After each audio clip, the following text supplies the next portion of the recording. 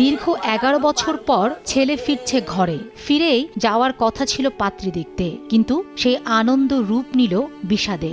একই পরিবারের ৪ জন ফিরে এলো লাশ হয়ে।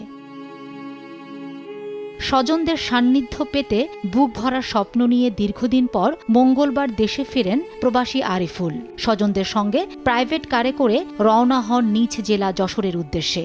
কিন্তু ভোরে ঢাকা ভাঙ্গা এক্সপ্রেসওয়ের মালিগ্রাম এলাকায় পৌঁছালে সামনে থাকা একটি গ্যাস সিলিন্ডার বোঝাই ট্রাকের পেছনে সজোরে ধাক্কা দেয় প্রাইভেট কারটি।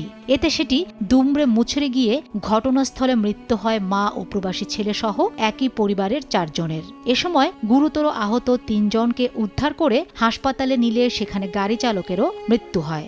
আমার 2 কুটুম, আমার স্ত্রী, গাড়ির ড্রাইভার, এই 5 জন জায়গায় মারা গেছে।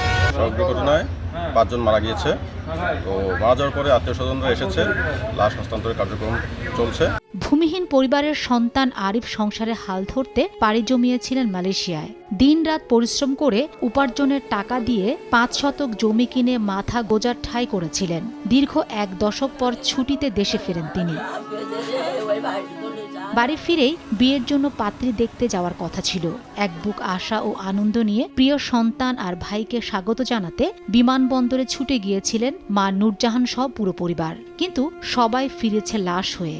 10-11 বছর ছিল, বাড়ি আসছিল, মা বোন এরা আনতে গিয়েছিল। 2 জন বেঁচে আছে, 2 জনের ভিতরে বাচ্চা একটা ছোট মেয়ে, সেটা একটু সুস্থ আছে, আর ছেলে যে বাচ্চাটা অসুস্থ আছে সেটার ওই সদর থেকে ঢাকা মেডিকেলে রেফার করা হয়েছে। পরিবারে মাত্র তার স্বামী শহীদুল ইসলাম আছে, সেও বেশি নেই, তার এখন ব্রেন শট, সে কথাবার্তার উল্টোপাল্টা বলছে, তার ব্রেন ঠিক নেই।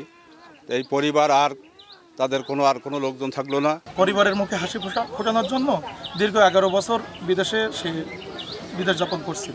আজকে এই পরিবারে সুখের এবং আনন্দের একটা বা ঈদের দিন ছিল, কিন্তু সেটা মর্মান্তিক সড়ক দুর্ঘটনার কারণে শোকে পরিণত হয়েছে।